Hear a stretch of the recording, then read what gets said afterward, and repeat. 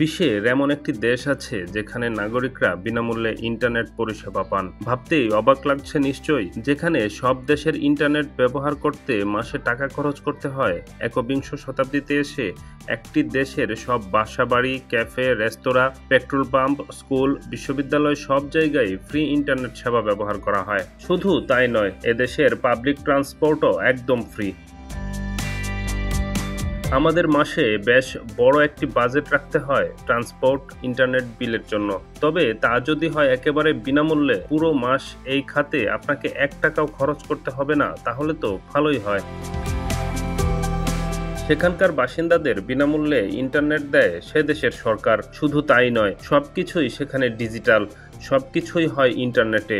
দেশটির নাম এস্তোনিয়া, ইউরোপের ছোট্ট একটি দেশ, রাজধানীর নাম তাল্লিন। এস্তোনিয়া পৃথিবীর প্রথম কান্ট্রি। ভোট দেয়া থেকে শুরু করে সিগনেচার পর্যন্ত সবকিছুই ডিজিটাল সেবা। এমনকি দেশটির রেসিডেন্ট পর্যন্ত হয়ে যেতে পারবেন বাংলাদেশে বসেই। এদেশের ব্যবসা বাণিজ্য থেকে শুরু করে ব্যাংক অ্যাকাউন্ট খুলতে পারেন বিশ্বের যে কোনো জায়গা থেকে। 2024 সালের আগে 2000 সাল থেকেই এ দেশে রয়েছে বিনামূল্যে ইন্টারনেটের ব্যবস্থা। এ দেশের সমস্ত স্কুল ও কলেজে বিনামূল্যে ইন্টারনেট সরবরাহ 2000 সাল থেকেই। এখানকার প্রায় 90% মানুষ ইন্টারনেট সংযোগ ব্যবহার করেন। এখানে অনলাইনে প্রতিটি সুবিধা পাওয়া যায়। ট্যাক্স রিটার্ন জমা দেওয়া থেকে শুরু করে গাড়ি পার্কিংয়ের জন্য অর্থ প্রদান সবই হয় ইন্টারনেটে। এস্তোনিয়ান নাগরিকরাও অনলাইনের অর্থ প্রদান করেন। আমেরিকার একটি বেসরকারি সংস্থা ফ্রিডম হাউসের মতে সারা বিশ্বে বিনামূল্যে ইন্টারনেট ব্যবহারের ক্ষেত্রে এস্তোনিয়া একটি মডেল দেশ। বিনামূল্যে ইন্টারনেট ছাড়াও আরও অনেক জিনিস রয়েছে যা এই দেশটিকে বিশেষ করে তোলে। ইউরোপের উত্তর পূর্বের বাল্টিক সাগরের পূর্ব উপকূলে অবস্থিত এই দেশটি একসময় সোভিয়েত ইউনিয়নের অংশ ছিল। 1991 সালে এই দেশ রাশিয়া থেকে পৃথক হয়। এরপর এখানকার অর্থনীতির দ্রুত উন্নত হয়।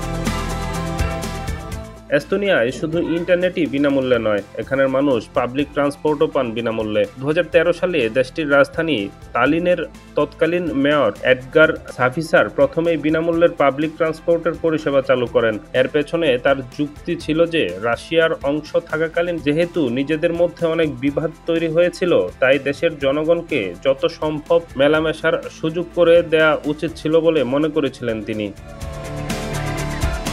প্রথমে এখানে বিনামূল্যে পরিবহনের জন্য গণভোট অনুষ্ঠিত হয়েছিল এবং বিপুল সমর্থন পাওয়ার পর বাস ও ট্রামগুলো জনসাধারণের জন্য বিনামূল্যে করা হয়। এস্তোনিয়া ছাড়াও ফ্রান্স ও জার্মানিও গণপরিবহন বিনামূল্যে করার কথা ভাবছে। যুক্তরাষ্ট্রে ওয়েলসে সাপ্তাহিক ছুটির দিনেও বিনামূল্যে বাস চলে। ডেস্ক রিপোর্ট, নতুন সময়।